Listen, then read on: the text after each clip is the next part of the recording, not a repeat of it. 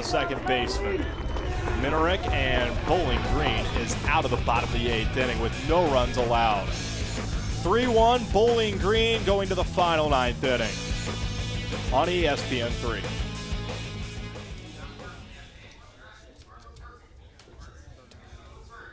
Thanks. All right, anything particular out of this?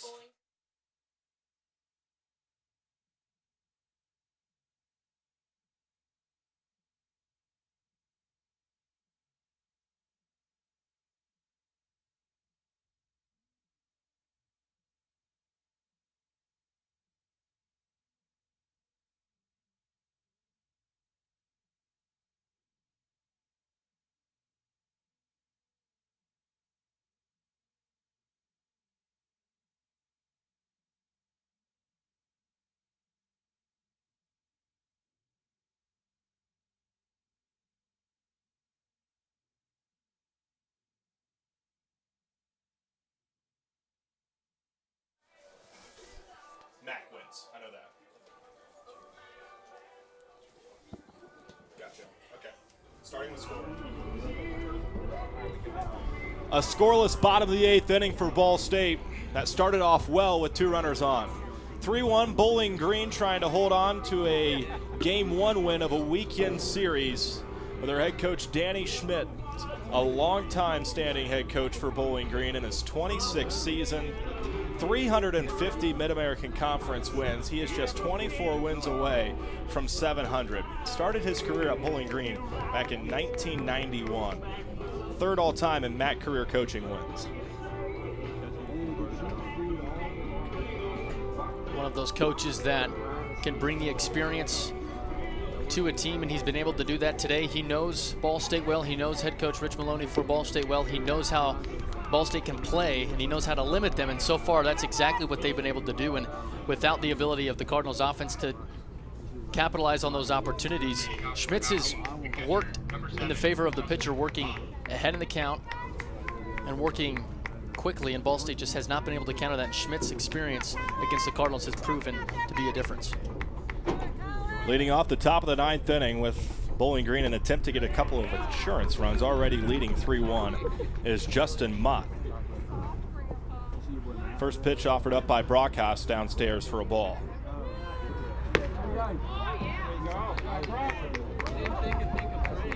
Mott, a sophomore out of Amherst, Ohio, last year as a freshman, played in 18 games at catcher. A check swing went around for a strike. 1-2. He started 3 non-conference games, did Mott, at catcher last year. Another check swing on a 1-2 offering. A little low for a ball, 2-2. He was behind a guy named Trey Keegan, who was a first-team All-MAC selection at catcher. A called strike 3 in the top of the 9th inning as Brockhouse sends Mott right back to the dugout staring at a fastball. Perfect sequence of pitches from Brockhouse. The last pitch of the at-bat, right on the outside corner, right at the knees. Brockhouse working quickly in that at-bat, got the ball back from Ryan Flesch, wanted to throw the next pitch. He's feeling good in this inning, and it's important for Ball State to have a fast inning and get back to the at-bats. Clannon, who has been active in right field on the defensive side of the ball, back to the plate with a 1-1 count, and Brockhouse firing home.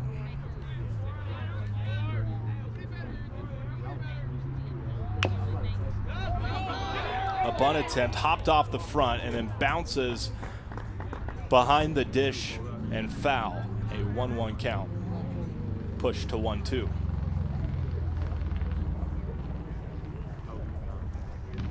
Bowling Green continues to put the pressure on the defense for Ball State with the bunt attempts. Ryan Flesch didn't know where that ball was as it bounced high off of the turf. Luckily for him and Ball State, going into foul territory and putting the count in favor of Brockhouse. Sophomore biology major watches the next pitch, evening the count at 2-2, high and outside.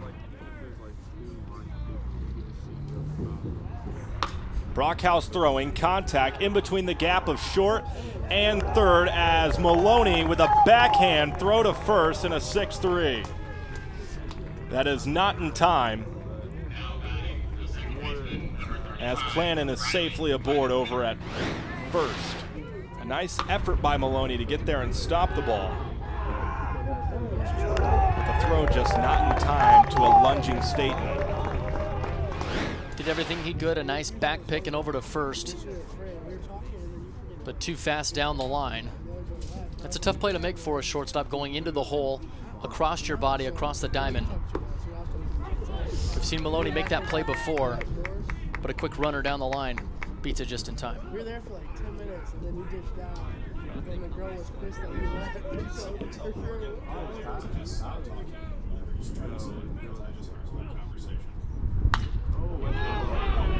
Minarek lifts it into left field, back to the warning track for Ball State as Baiza reaching up to the top and over the fence. It's a 2-run shot for Minarek. Baiza had reached up over the left field fence, all the way back at the warning track, and slightly squeaks over the top. 5-1 Bowling Green.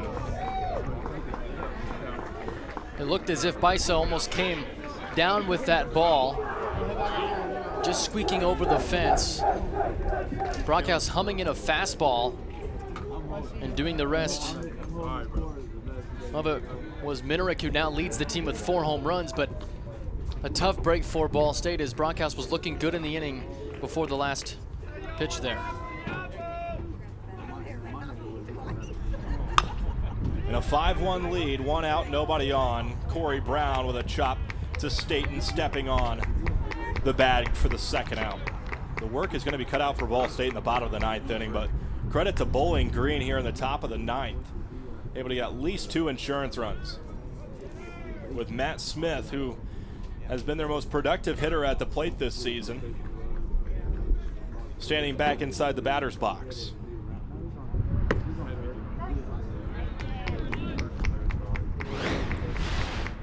Take one more look at the swing by Minarek. That sent it over the left field fence for that 2-run shot. Nearly got jammed on the swing, but had enough just to turn on it barely over the fence. But it does the job for Bowling Green. Another 2 insurance runs. You'll need all you can get against Ball State's offense. They have an opportunity in the bottom of the 9th to break out and try and tie this thing up or get the victory. But first, a tough out at the plate. 5-1 Bowling Green leads, 2 outs. An even 2-2 count. Pushed to a full count after a ball.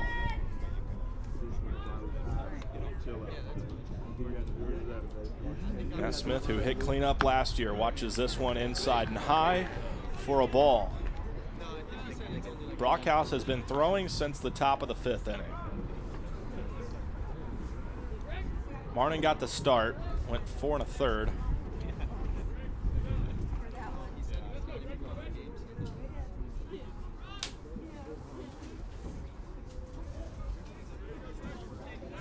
And Basilega, who had an RBI back in the 8th inning for the lone run in the 8th for Bowling Green.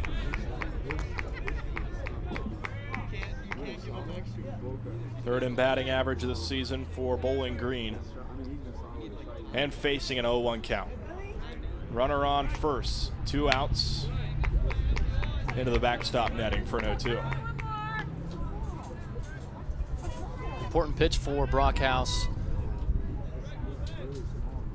to get his offense back on the field and have an opportunity and another crack at this one in the bottom of the 9th. Quick to the feet is Rindfleisch behind the dish, who's thrown out several runners this year. Smith over at first. Basilega at the plate. 1-2 count. Brockhouse throwing home, a swing and a miss. And that sends us to the bottom of the 9th inning. 2 runs in the top of the 9th for Bowling Green. And Ball State has their work cut out for them heading into the bottom of the 9th inning. 5-1, and it's going to have to start immediately at the plate.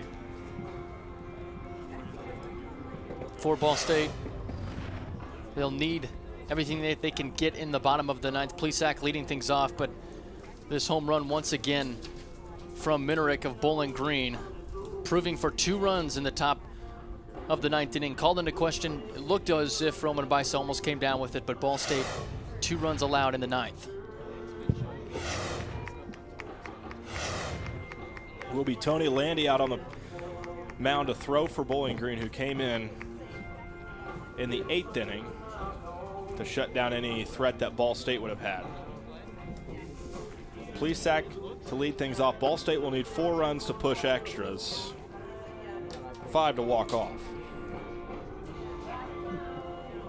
If you're Bowling Green, you don't have to face the top 4 hitters in the lineup here in the 9th inning, but you still have to face a tough Ball State lineup that has veterans all across the board with Plesac, Spalding, and Eppers. They haven't had the best days at the plate, but 1 hit, a bloop here, a bloop there, something in the outfield that drops could get this offense going. Only 4 hits for Ball State, and we've seen throughout the course of the season, throughout the tenure of Coach Maloney at Ball State, they have any chance that they have, any opportunity, they're not out until that last out is recorded, and Ball State has an opportunity to make a comeback here in the 9th.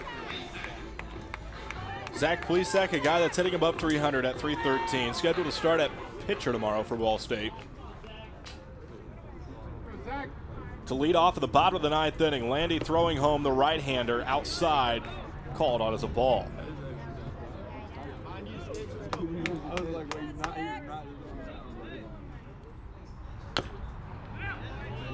Thrown and contact down the third base line for a foul, 1-1. Over the last 10 1/3 inning that Landy has thrown, he has only allowed 2 hits. Has certainly pitched the ball well as of late. Landy, breaking ball inside, called for a strike, 1-2. Almost a sidearm delivery against right-handed batters. An off-speed pitch moving off of the plate. Tough to hit off of a pitcher that comes from a different arm slot instead of over the top. Can disguise the ball and hide it a little bit better coming from the sidearm. Plesac able to get the bat onto this one. Sent on a rise into right field. An easy grab for Clannon on the flyout. 1 away, bottom of the 9th inning. Ball State still needs 4 runs to push extras.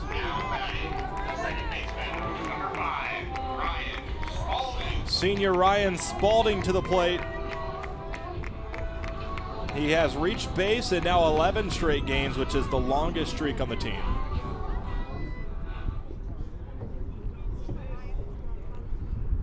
Landy offers up the first, outside, ball.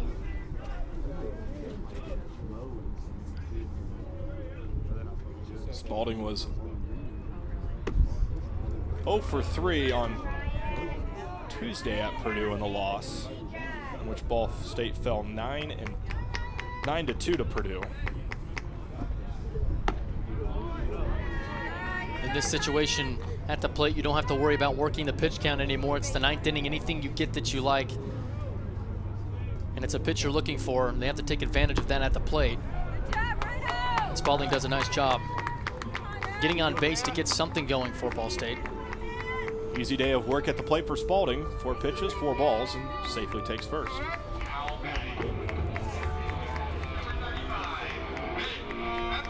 To draw Matt Eppers back to the plate. The speedy center fielder.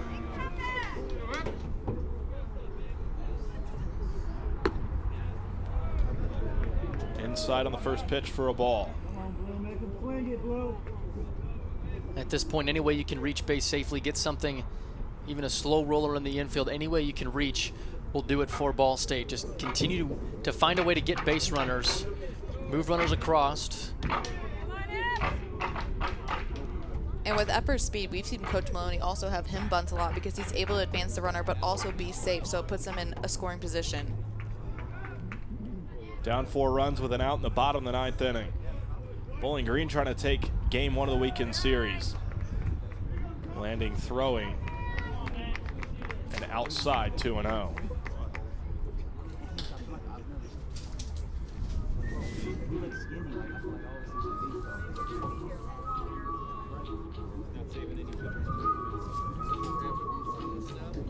Another mound visit here in the bottom of the 9th inning just to make sure everything's squared away with Landy, trying not to surrender this 4-run lead. And what would be a very big win for Bowling Green.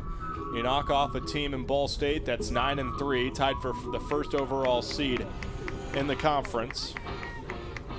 Bowling Green would need just a few more conference wins to be able to solidify that 8th seed. But this would be a good way to start that run if you're Bowling Green against a Ball State team that's been very good at home and efficient, especially at the plate. But they've been able to stop Ball State here at Ball Diamond. That was Brad Croy warming up in the Bowling Green bullpen if needed. 2-1 count.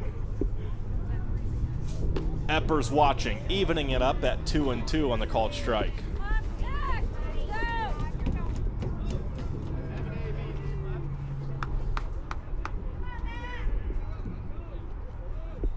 Wind has been a factor, with the wind at 1.16 mile per hour. A full count, 3-2.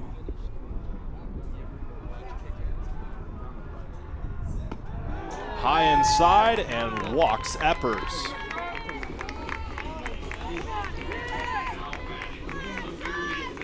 Sending the tying run now on deck for Ball State.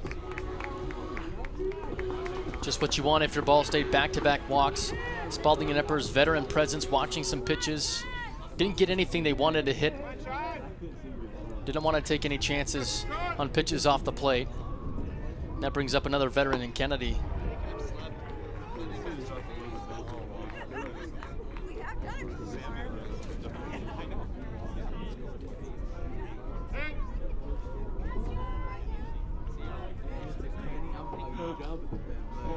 There is action in the bullpen for Bowling Green with Landy in the bottom of the 9th inning, and out and 2 runners on.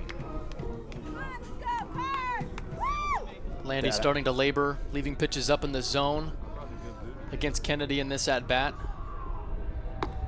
He throws home on a called strike, pushing the count 2-1. That action in the bullpen with Brad Croy, 6-foot freshman for Bowling Green.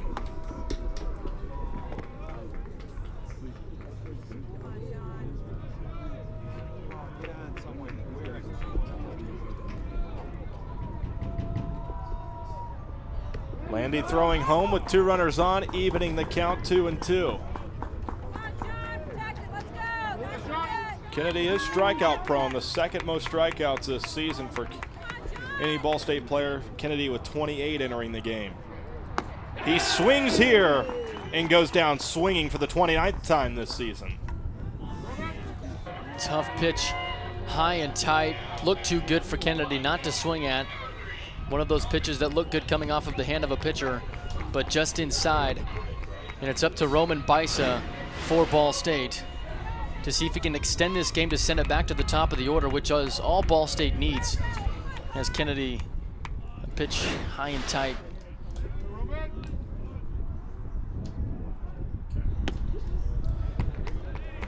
Comes down to Roman Bisa, redshirt freshman out of Indianapolis. He, in the top of the 9th inning, nearly had a play in left field to prevent a 2-run shot by Menorick. But just off of his glove, over the fence, pushed the Bowling Green lead to 5-1. With the tying run on deck and 2 outs and a 2-0 count, Bisa watches it over the middle for a strike. A good take from Bisa on 2-0. Making sure he gets a pitch that he can handle.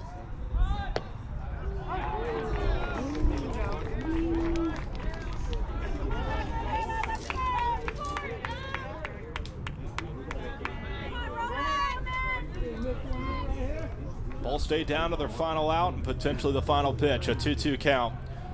Landy throwing home. Swing and a foul tip back into the backstop. Keeps the at-bat and keeps Ball State's fighting chances alive. That's what you have to do in this situation if you're Bison. Continue to fight, get a pitch over the middle of the zone if it comes anywhere near, and try and poke one in the outfield. Landy throwing, popped up off the short end of the stick, and a grab by Doherty over at third ends the ball game. Bowling Green has stolen game one away from Ball State 5-1. The Falcons defeat Ball State and improve to 5-8 in the Mid-American Conference, knocking off the first place team in the West Division. Ball State struggled to get the bats going today, and Bowling Green able to capitalize. Another Friday game where the Cardinals struggled to get the offense going, and Bowling Green coming in stealing a victory against Ball State. The pitching for the Cardinals up and down throughout the course of the game, but the offensive struggles were the big story. The pitching staff of Bowling Green coming in, shutting down a potent Ball State offense, shutting down Alex Call and Caleb Staten, just what you need if you're Bowling Green. Take a look at the highlights and how it happened here today, where Bowling Green leads or wins 5-1 over Ball State in game one of the weekend series.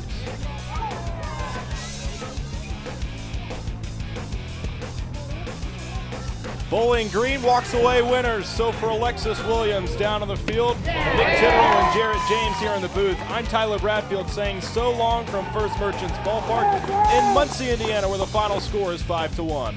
To watch this entire game on replay as well as other games on our family of ESPN networks, log on to WatchESPN.com or download the Watch ESPN app.